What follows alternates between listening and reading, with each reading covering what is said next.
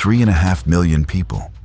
Their life savings, their children's futures, their last hope of ever escaping debt. Gone. Not in a stock market crash, not in a banking collapse, but in a cryptocurrency that never really existed.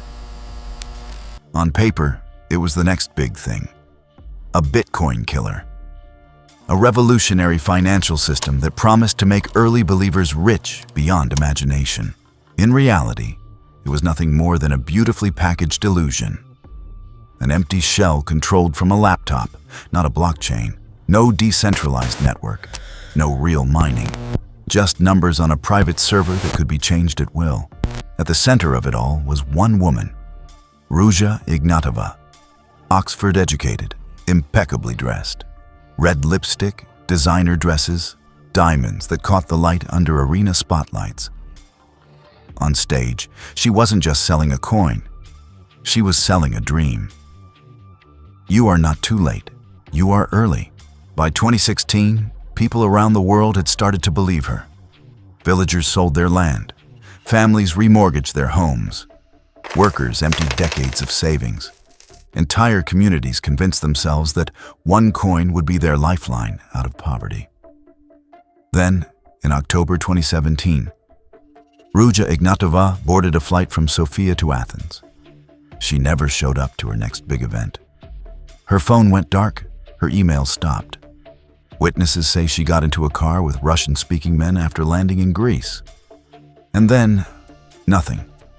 No confirmed sightings, no arrests, no courtroom. The woman who had stood in packed arenas preaching financial revolution simply vanished. Meanwhile, investigators started peeling back the layers. There was no real blockchain, no open ledger. OneCoin's mining was a script. The price was made up. The supply was made up. Even the education packages were mostly plagiarized PDFs copied from the internet. What wasn't fake were the billions of euros flowing in. Some of that money moved into luxury apartments, shell companies, and offshore accounts. Some of it, according to investigators, was converted into Bitcoin, stored on a handful of USB drives, allegedly containing around 230,000 BTC. Back in 2015, that stash was worth about $50 million. Today, it would be worth around $20 billion. If Ruja is still alive, if she still controls those wallets, she may be one of the richest fugitives on Earth. Her inner circle collapsed. Her brother Constantine was arrested and later pleaded guilty. Her partner in the scheme, Sebastian Greenwood, was arrested and sentenced. Every major visible piece of the OneCoin machine began to fall, except her. The FBI placed Ruja Ignatova on its 10 most wanted list, offering a multi-million-dollar reward for information leading to her arrest. Europol and Interpol issued notices. Journalists tracked her across borders, into rumored safe houses, onto anonymous yachts in international waters, through whispers of plastic surgery and new identities.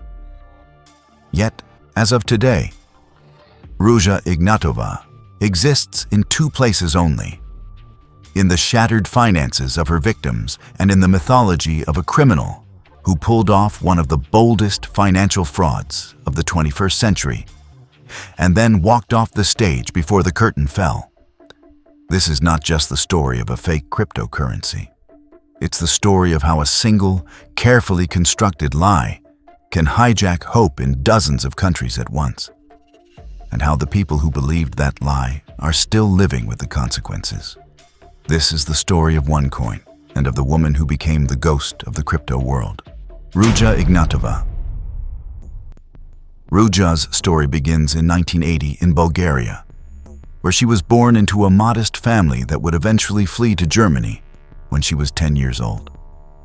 There, in a foreign country, surrounded by people wealthier and more privileged than she had ever known, she discovered that intelligence combined with deep-seated insecurity could become a powerful catalyst. She excelled academically, earning scholarships, completing a PhD in law, and eventually securing a degree from Oxford. credentials that would later serve as the polished armor she used to deflect suspicion and convince millions that she was too sophisticated and too educated to be running anything but a legitimate financial empire. Yet beneath the glittering surface of her academic achievements lay an increasingly obsessive desire for wealth, status, and recognition. Ruja had promised herself that she would become a millionaire before turning 30. And when that milestone passed without fulfillment, the pressure she placed on herself intensified dramatically. Working in consulting and finance, especially during her time at McKinsey and in Bulgaria's investment sector, she gained access to a world populated by people who not only controlled vast amounts of wealth, but seemed to move effortlessly through life with the confidence born from financial security. Ruja saw how money influenced decisions, bought loyalty, commanded admiration, and granted immunity. She was advising the wealthy while remaining merely successful, a difference that to her felt increasingly intolerable. So, when stories began to circulate about Bitcoin, an obscure digital currency minted by early adopters who were suddenly becoming millionaires, something ignited inside her. It wasn't blockchain technology that fascinated her. It was the psychology of it, the myth, the irresistible narrative that ordinary people could stumble into extraordinary wealth simply by being early. By 2013, Ruja had started giving talks about cryptocurrency, positioning herself as a knowledgeable voice in a rapidly emerging field. Her academic background, professional experience, and natural charisma made her a compelling speaker. Even though her understanding of cryptocurrency's inner workings was far from advanced. At one of these events in November 2013, after delivering a confident speech filled with buzzwords and promises, she was approached by a man named Sebastian Greenwood, whose experience in multi-level marketing collided perfectly with her hunger for financial transformation. Sebastian had spent years navigating the world of MLM schemes, understanding how hope, pressure, community, and targeted messaging could spread through social networks faster than any traditional marketing strategy ever could.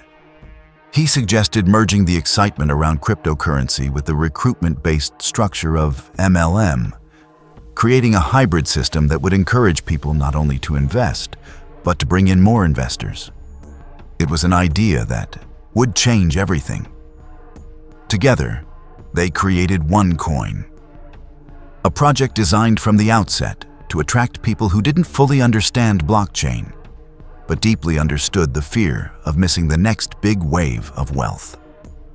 They crafted a company structure that cleverly skirted regulatory scrutiny by selling education packages instead of cryptocurrency. These packages contained low-quality, plagiarized financial PDFs and videos, but they came with free tokens that could be converted into OneCoins through an internal mining process that existed only on paper. Instead of buyers directly purchasing a coin, they were purchasing educational material and receiving the coin as a bonus, a technicality designed to disguise the absence of any real product. OneCoin did not have a blockchain. It had an SQL database controlled entirely by Ruja's internal team. This meant they could create, modify, or delete coins at will, adjust balances, increase supply, and, most importantly, manipulate the price without any connection to supply, demand, or market forces. With a private ledger masquerading as a decentralized system, OneCoin could grow indefinitely, unrestricted by the technological constraints that true cryptocurrencies operated under. To the public, however, Ruja promoted OneCoin as the evolution of digital money, a safer and more user-friendly alternative to Bitcoin. She highlighted Bitcoin's complexity, volatility, and anonymity, contrasting it with OneCoin's simplicity, regulation, and stable growth. She cast herself as the trustworthy, educated, elegant founder who had solved the problems that plagued Bitcoin, a narrative so compelling that many people suspended their skepticism and followed her blindly. OneCoin spread through massive events featuring pyrotechnics, choreographed entrances, and gospel-like enthusiasm. At these gatherings, Ruja, wearing bold red lipstick, designer dresses, and expensive jewelry, would walk onto the stage as the audience erupted in applause. She presented herself not just as a business leader, but as a symbol of what her followers believed they could become. She distributed Rolex watches to top recruiters, showcased success stories of people earning hundreds of thousands of euros through commissions, and encouraged attendees to imagine the luxurious lives they would soon be living once OneCoin achieved its promised global dominance. Throughout 2015 and 2016, OneCoin grew at an astonishing rate. In some regions, particularly in Africa, Southeast Asia, and Eastern Europe, OneCoin wasn't merely an investment. It became a cultural phenomenon, a lifeline of hope for people who had little previous exposure to financial markets.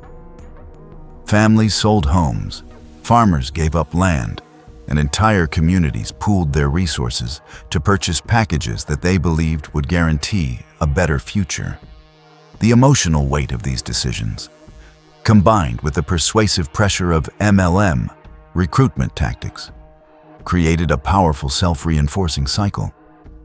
However, as more countries began issuing warnings and critics exposed inconsistencies in OneCoin's claims, Ruja faced increasing scrutiny. The so-called exchange, XCoinX, was repeatedly taken offline with vague explanations about maintenance and upgrades. People were permitted to withdraw only tiny amounts, often representing just a fraction of their holdings, which was justified by the company as a strategy to protect the market. The reality was that OneCoin functioned on a Ponzi-like structure.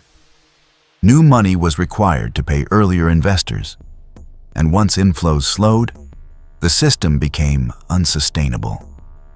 Internally, the situation grew even more alarming.